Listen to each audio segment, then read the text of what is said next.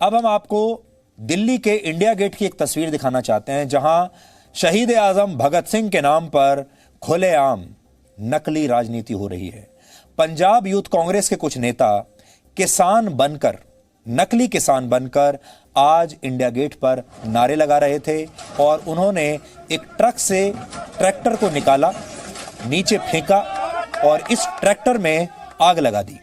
ये सब कुछ देखकर आज शहीद भगत सिंह की आत्मा कितनी दुखी होगी, क्योंकि ये सब कुछ शहीद भगत सिंह के नाम पर हो रहा था। उनकी तस्वीर लगाकर, उनके नाम पर, उनके नाम की नारेबाजी करके ये सब कुछ हो रहा था। दिल्ली में इंडिया गेट के पास आज सुबह एक ट्रैक्टर में आग लगा दी गई। इस तरीके से जो तस्वीर आप देख रहे हैं, आग लगाने वाले लोग भगत सिंह के नाम के नारे लगा रहे थे।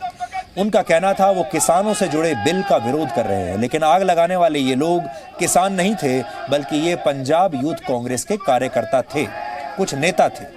दिल्ली पुलिस ने इस मामले में 5 लोगों को गिरफ्तार किया है, जिनमें पंजाब युवा कांग्रेस के सचिव संदीप सिंह भुल्लर भी हैं। अब सवाल दिल्ली पुलिस पर भी उठ रहे हैं कि पंजाब की नंबर प्लेट वाला ये ट्रैक्टर आखिर दिल्ली में कैसे आया। दिल्ली में जहां पर यह घटना हुई, ये जगह संसद भवन से लगभग 200 मीटर दूर है। ये जगह साउथ ब्लॉक से 200 मीटर दूर है। ये जगह नॉर्थ ब्लॉक से 200 मीटर दूर है। साउथ ब्लॉक और नॉर्थ ब्लॉक वो जगहें हैं जहां भारत सरकार के बड़े बड़े मंत्री बैठते हैं। साउथ ब्लॉक वो जगह है जहां प्रधानमंत्री कार्यालय है और 200 मीटर दूर ही राष्ट्रपति भवन भी है।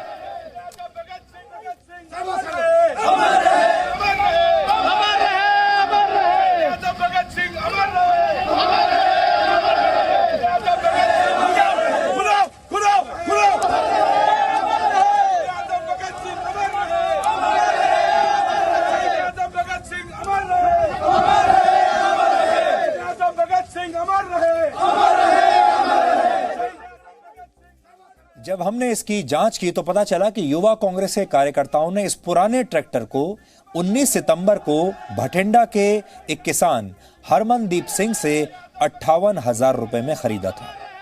अब आप इन दोनों तस्वीरों को देखिए। पहली तस्वीर 20 सितंबर की है, जब अंबाला में कांग्रेस कार्यकर्ताओं ने प्रदर्शन किया था और इस प्रदर्शन में इसी ट्रैक्टर को जलाने की कोशिश की गई थी। यही ट्रैक्टर था, लेकिन तब पुलिस ने इन्हें रोक दिया था। आज उसी ट्रैक्टर को सुबह एक ट्रक पर लादकर दिल्ली लाया गया। ट्रैक्टर के साथ लगभग 20 लोग भी आए और उन्होंने पहले कैमरों के सामने इस ट्रैक्टर में आग लगाई और फिर नारेबाजी शुरू कर दी।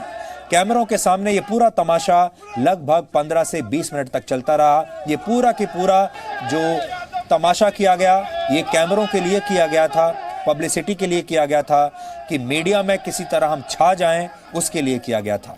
आज भगत सिंह का जन्मदिन है, इसलिए भगत सिंह जिंदाबाद के नारे भी इस दौरान लगाए गए। देश का किसान जिन औजारों की पूजा करता है, जिनसे वो खेती करता है, फसल उगाता है, अपना पेट पालता है, अपने परिवार का पेट पालता है, देश का पेट भरता है, जिस तरह से एक मध्यम वर्गीय नौकरी पेशा आदमी एक कार का सपना देखता है, उसी तरह इस देश का किसान एक ही सपना देखता है, और वो ये कि एक दिन उसके पास अपना ट्रैक्टर होगा। फिर कोई किसान अपने सपने को कैसे तोड़ सकता है, अपने सपने को कैसे आग लगा सकता है? आप सोचिए, कभी भी कोई किसान अपने ट्रैक्टर को आग लगाएगा? इन तस्वीरों को देखने के बाद एक बात साफ हो जाती है कि ऐसे लोग किसान या उनके हितैषी नहीं हो सकते जो बीच सड़क पर ट्रैक्टर को आग लगा दे।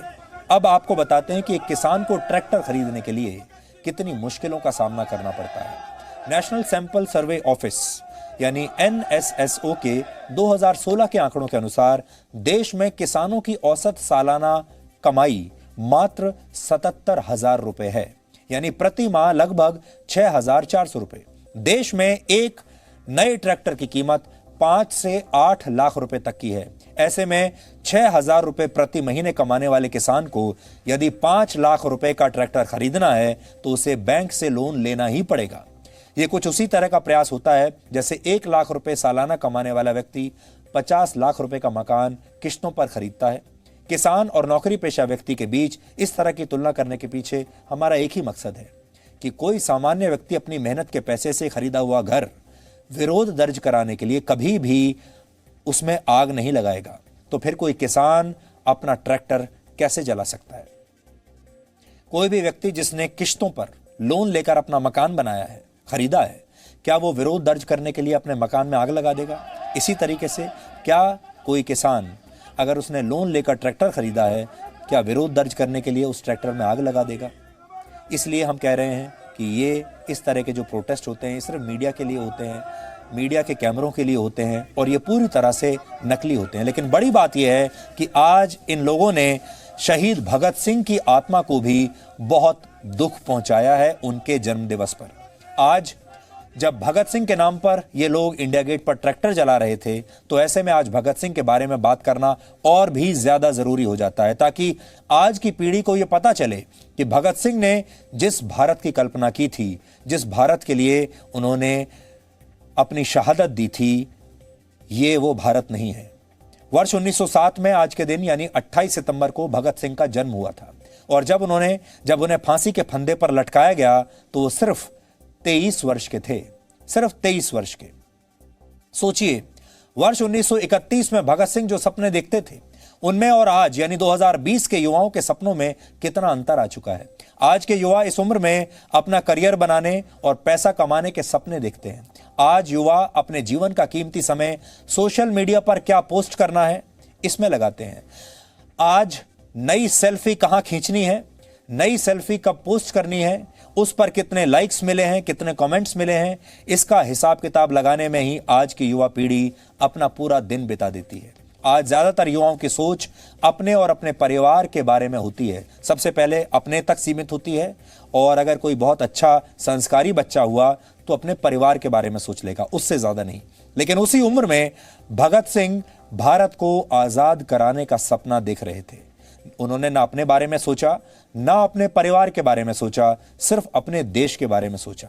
भगत सिंह ने तब सेंट्रल असेंबली में बम फेंकने की घटना को अंजाम दिया था, लेकिन इस सावधानी के साथ कि उससे किसी व्यक्ति को कोई नुकसान ना हो, चोट ना लगे। बम फेंकने के बाद भगत सिंह और उनके साथी बटुकेश्वर दत्त वहां से भागे नहीं। वो चाहते तो भाग भी सकते थे, उन्होंने भागने की बजाय खुद को गिरफ्तार करवाया। इसी दौरान उन्होंने सेंट्रल असेंबली में पर्चे भी फेंके जिन पर लिखा था, बहरों को सुनाने के लिए बहुत ऊंचे शब्दों की आवश्यकता होती है। असेंबली में हुए इस बम कांड को लाहौर षड्यंत्र केस के तौर पर याद किया जाता है। इसी केस में भगत सिंह को फांसी की सजा हुई थी। भगत सिंह के पास भी एक आसान जीवन जीने का विकल्प उस समय जरूर रहा होगा, लेकिन भगत सिंह ने अपने लिए मुश्किल रास्ता चुना और हंसते हंसते फांसी के फंदे पर झूल गए। हमारे पास भगत सिंह की कहानियां ही बची हैं और उनकी कुछ तस्वीरें हैं, लेकिन उनके व्यक्तित्व का सही अंदाजा लगता है उन चिट्ठियों से जो उन्होंने जेल के अंदर से लिखी थी। भगत सिंह को 23 मार्च 1931 को फांसी हो गई थी, फांसी पर चढ़ा दिया गया था। इससे 20 दिन पहले 3 मार्च को उन्होंने अपने छोटे भाई कुलतार सिंह को एक चिट्ठी लिखी थी। तब कुलतार की उम्र सिर्फ 12 साल थी और वो जेल में अपने भाई से आखिरी बार मिलने गए थे। उर्दू में लिखे इस खत में भगत सिंह ने जो कुछ लिखा है वो आज के नौजवानों को जरूर जानना चाहिए। उन्होंने लिखा है, प्रिय कुलतार, तुम्हारी आंखों में आंसू देखकर दुख हुआ। हौसले से रहना, पढ़ाई लिखाई करना, अपने स्वास्थ्य का ध्यान रखना और क्या कहूं। कुलतार उनके छोटे भाई थे और भगत सिंह को इस बात का दुख था कि जब कुलतार उनसे मिलने के लिए आए, कहते हैं कुलतार वो आखिरी व्यक्ति थे जो फांसी पर लटकने से पहले भगत सिंह से मिलने के लिए गए थे। ये उनकी आखिरी मुलाकात थी। और जब कुलतार उनसे मिलने गए, क्योंकि कुलतार उस वक्त बहुत छोटे थे, तो कुलतार रोने लगे और कुलतार की आंखों से आंसू निकलने लगे। और भगत सिंह ने बाद में इस चिट्ठी में यही लिखा था कि आपने जो अपने आंसू बहाए वो आपने ठीक नहीं किया, उससे उन्हें बहुत दुख हुआ। इसके बाद भगत सिंह ने 4 शेर लिखे, जिनमें से एक है, उसे फिक्र है हरदम नया तर्जे जफा क्या है, हमें ये शौक है देखें सितम की इंतहा क्या है। इसका मतलब यह है कि उन्हें हर वक्त ये चिंता रहती है कि कैसे अन्याय के नए अन्याय को आजमाया जाए, लेकिन हमें भी उनके अत्याचारों को सहने का शौक हो गया है। भगत सिंह ने इस खत के अंत में लिखा, खुश रहो अहले वतन, हम तो सफर करते हैं, तुम्हारा भाई भगत सिंह। भगत सिंह को हम क्रांतिकारी और स्वतंत्रता सेनानी के तौर पर तो याद करते हैं, लेकिन बहुत कम लोग जानते होंगे कि वो एक पत्रकार भी थे। वो 4 भाषाओं में लिखते थे। अंग्रेजी में लिखते थे, हिंदी में, उर्दू में और पंजाबी में। इसके अलावा वो बांग्ला और फारसी भाषा भी समझ लेते थे और बोलते भी थे। उस जमाने में भगत सिंह के लेख कीर्ति, प्रताप, वीर अर्जुन, मिलाप और अकाली नाम के पत्रों में छपा करते थे, लेकिन उनके ज्यादातर लेख बिना नाम के या फिर दूसरे नामों से, नकली नामों से छपते थे। मात्र 17 साल की उम्र में भगत सिंह ने आयरलैंड युद्ध के क्रांतिकारी डैन ब्रीन की किताब माई फाइट फॉर आयरिश फ्रीडम का हिंदी में अनुवाद किया था। सोचिए, तब वो सिर्फ 17 साल के थे। भगत सिंह जेल में जब थे तो कुल मिलाकर उन्होंने 716 दिन जेल में बिताए। इस दौरान वो लगातार किताबें पढ़ते रहे। उन्होंने जेल में रहते हुए वहां के अधिकारियों से 300 से ज्यादा किताबें मांगकर पढ़ डाली थी। जेल में रहते हुए उन्होंने किताबों के लिए संघर्ष किया, क्योंकि पहले उन्हें इजाजत नहीं मिल रही थी और बाद में किताब पढ़ने के लिए उन्होंने भूख हड़ताल की। उसके बाद उन्हें किताब पढ़ने की इजाजत मिली। आज हम आपको भगत सिंह के परिवार की एक दुर्लभ तस्वीर दिखाना चाहते हैं। यह तस्वीर सन 1970 की है, जब गाजियाबाद में भगत सिंह की प्रतिमा के अनावरण के समय उनका परिवार एकत्रित हुआ था। इस तस्वीर में दूसरी पंक्ति में दाएं से दूसरी सीट पर भगत सिंह की बहन प्रकाश कौर और तीसरी सीट पर भगत सिंह की मां श्रीमती विद्यावती बैठी है। इसी पंक्ति में बीचों बीच सबसे पीछे जो सबसे लंबे व्यक्ति आपको दिखाई दे रहे हैं, वो भगत सिंह के भाई कुलतार सिंह हैं, जो सबसे पीछे खड़े हुए हैं, ठीक बीच में। ये वही कुलतार सिंह है, भगत सिंह के भाई, जिनको लिखी चिट्ठी के बारे में अभी हमने आपको बताया। ये कुलतार सिंह ही भगत सिंह से मिलने के लिए आखिरी बार जेल में गए थे और भगत सिंह ने इनके नाम अपनी आखिरी चिट्ठी लिखी थी। पहली पंक्ति में दाईं ओर आपको केसी त्यागी दिखाई दे रहे हैं। केसी त्यागी बड़े नेता हैं और आजकल जनता दल यूनाइटेड के जनरल सेक्रेटरी हैं। ये जो तस्वीर हमें मिली है, ये केसी त्यागी से ही मिली है और उस वक्त केसी त्यागी की उम्र सिर्फ 20 वर्ष थी और वो छात्र राजनीति में सक्रिय थे। केसी त्यागी भगत सिंह के परिवार के साथ लगातार संपर्क में रहे हैं। भगत सिंह के आखिरी दिनों के बारे में उन्होंने बहुत जानकारियां इकट्ठी की हैं और आज हमने इस बारे में केसी त्यागी से भी बात की। ये तस्वीर भी हमें केसी त्यागी ने मुहैया कराई और इस तस्वीर में आप केसी त्यागी को भी इस समय देख रहे हैं, तब वो सिर्फ 20 साल के थे। सरदार भगत सिंह ने एक अवसर पर अपने मित्र को एक चिट्ठी भी लिखी है, जिसमें वो कहते हैं कि मैं चाहता हूं कि मेरी फांसी की तारीख अब जल्दी आ जाए। मेरा नाम भारतीय क्रांति का प्रतीक बन चुका है। इंसान होने के नाते मुझसे कोई इंसानी गलती हो सकती है जिससे भारतीय क्रांति का नाम बदनाम हो सकता है, ये भी उनकी इच्छा है। वो उनके माता पिता, जब लॉर्ड अरविंद गांधी समझौता होता है तो वो चाहते हैं कि उनके बेटे भगत सिंह को किसी तरह से ज़िंदगी वापस मिल जाए। भगत सिंह को जब इसका एहसास होता है तो वो अपने माँ बाप से भी बहुत नाराज़ होते हैं। यद्यपि बाद में गांधी इरविन पैक्ट में भगत सिंह की फांसी शामिल नहीं होती है, जो दुर्भाग्यपूर्ण है। आज भगत सिंह जी की 113वीं जयंती है। अब से 7 वर्ष पूर्व लाहौर में उनकी समाधि पर पुष्प चढ़ाने का सौभाग्य मुझे भी प्राप्त हुआ था। एक सांसदों के प्रतिनिधिमंडल में हमने वहाँ के विदेश मंत्री श्री सरताज अजीज से भेंट की थी और जिस चौक पर सरदार भगत सिंह को फांसी हुई थी वो शादियान चौक है, उसका नाम सरदार भगत सिंह चौक कर दिया जाए, ये मांग हमारी थी। मुझे प्रसन्नता है कि वहाँ के भी नौजवानों के आंदोलन के बाद शादियान चौक का नाम सरदार भगत सिंह चौक रख दिया गया। भगत सिंह जब पैदा हुए थे तब देश गुलाम था, लेकिन आज भारत आज़ाद है। लेकिन भगत सिंह का जीवन आज के नौजवानों के लिए भी एक बहुत बड़ा सबक है। आज भी हम उनसे बहुत कुछ सीख सकते हैं। अभी तक तो आपने यही देखा होगा कि हम शहीद भगत सिंह के बारे में सिर्फ किताबों में पढ़ते हैं, इतिहास में पढ़ते हैं, स्कूल और कॉलेज में पढ़ते हैं, और जब उनका जन्मदिन होता है या उनकी पुण्यतिथि होती है तो हम उन्हें श्रद्धांजलि देकर अपनी ड्यूटी निभा देते हैं। इससे आगे हम उनके बारे में सोचते भी नहीं। लेकिन क्या हम आज के युग में उनसे कुछ सीख सकते हैं? 1930 के दशक का 20 साल का जो युवा हुआ करता था और जो 2020 का 20 साल का जो युवा है, उन दोनों में क्या अंतर है? उनकी सोच में क्या अंतर है? आज का जो 20 साल का युवा है वो 1930 के 20 साल के युवा से कुछ सीख सकता है। भगत सिंह सिर्फ 23 साल तक जिए, लेकिन इतनी कम उम्र में उन्होंने दुनिया भर का साहित्य पढ़ लिया था। जेल में भी वो लगातार किताबें पढ़ते रहते थे। सैकड़ों किताबें उन्होंने पढ़ी और उन किताबों से वो लगातार नोट्स बनाते रहते थे, जबकि उन्हें कोई इम्तिहान नहीं देना था, उन्हें कोई सिविल सर्विसेज की परीक्षा नहीं देनी थी, वो नौकरी की तलाश में नहीं भटक रहे थे। भगत सिंह से ये सीखा जा सकता है कि जीवन सिर्फ अपने लिए नहीं बल्कि अपने समाज के लिए और अपने देश के लिए होना चाहिए। भगत सिंह कहा करते थे कि जिंदगी तो अपने दम पर जी जाती है, दूसरों के कंधों पर जनाजे उठा करते हैं। भगत सिंह ने अपनी जिंदगी में ये बात सच करके दिखाई। भगत सिंह चाहते थे कि आजाद भारत में राजनीतिक, सामाजिक और व्यक्तिगत समानता हो, यानी कोई भेदभाव ना हो। आज उनकी सीख को अपनाने की सबसे ज्यादा आवश्यकता है।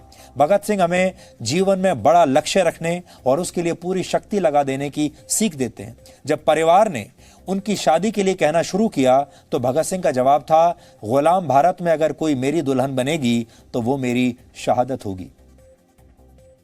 तो भगत सिंह से इतनी सारी बातें हैं जो आज के युवा सीख सकते हैं। और जैसा हमने आपको पहले बताया, आज का जो युवा है, जो 20 साल का युवा है, वो क्या अपने देश के बारे में सोचता है, क्या अपने समाज के बारे में सोचता है। वो किताबें भी पढ़ता है तो किस मंशा के साथ पढ़ता है, जानकारी भी इकट्ठा करता है तो किस मंशा के साथ इकट्ठी करता है। क्योंकि आज का जो युवा है वो पबजी अगर बंद हो जाता है तो उसे बहुत दुख होता है, अगर टिकटॉक बंद हो जाता है तो उसे बहुत दुख होता है। आज का युवा अपना सारा समय या तो वीडियो बनाने में निकाल रहा है, सेल्फी लेने में निकाल रहा है, दोस्तों पर के साथ पार्टी कहाँ करनी है उसमें बिता रहा है। शायद उसकी जो लिस्ट है उसमें देश और देशभक्ति या तो है ही नहीं, और अगर कुछ युवाओं की लिस्ट में होगी भी, हम ये नहीं कह रहे कि सारे युवा एक जैसे ही हैं। आज भी हमारे देश में बहुत सारे युवा ऐसे हैं जो देश के बारे में सोचते हैं, बिल्कुल है, वो तो ज़रूर सोचते होंगे, लेकिन बड़ी संख्या में ऐसे युवा भी हैं जो शायद देश के बारे में कुछ नहीं सोचते। इसलिए भगत सिंह का आज जन्मदिन तो है, सिर्फ उन्हें श्रद्धांजलि देकर इस दिन को जाने मत दीजिए। आज भगत सिंह के बारे में पढ़िए और सोचिए कि भगत सिंह से आप क्या सीख सकते हैं। और बहुत कम लोग इस बात को जानते होंगे। हम लोग भगत सिंह को एक शहीद के तौर पर याद करते हैं, स्वतंत्रता सेनानी के तौर पर याद करते हैं, क्रांतिकारी के तौर पर याद करते हैं, लेकिन भगत सिंह एक पत्रकार भी थे, क्योंकि वो पढ़ने लिखने का काम करते थे। वो अलग अलग समाचार पत्रों में और पत्रों में लिखा करते थे, इसलिए वो एक पत्रकार थे। लेकिन एक पत्रकार अपनी कलम से, अपने लेखन से कैसे अपने देश के लिए कुछ कर सकता है, कैसे अपने देश में बदलाव ला सकता है, कैसे अपने देश के लिए लड़ाई लड़ सकता है, ये आज के मीडिया को और आज के पत्रकारों को भी भगत सिंह से ज़रूर सीखना चाहिए। क्योंकि सैकड़ों किताबें उन्होंने पढ़ी थी और उसके बाद उन्होंने बहुत सारे लेख लिखे, और वो सारे लेख देश को आगे बढ़ाने के लिए थे, देश को आज़ाद कराने के लिए थे। और अपने लेखों में वो बाईलाइन के ऊपर नहीं गए। आज के पत्रकार तो उसमें अपनी तस्वीर देखना चाहते हैं, अपनी बाईलाइन देखना चाहते हैं, शोहरत बटोरना चाहते हैं। लेकिन भगत सिंह ने ये सब कुछ अपनी शोहरत के लिए, अपनी बाईलाइन के लिए या अपनी तस्वीर छपवाने के लिए नहीं किया। उन्होंने ये सब कुछ अपने देश के लिए किया था। अब 3 मिनट का एक छोटा सा ब्रेक ले रहे हैं। ब्रेक के बाद हम आपको जापान लेकर चलेंगे, जहां 40 वर्ष की एक मशहूर अभिनेत्री ने आत्महत्या कर ली है। हम आपको बताएंगे कि जापान में हुई इस आत्महत्या की तुलना सुशांत सिंह राजपूत से क्यों की जा रही है।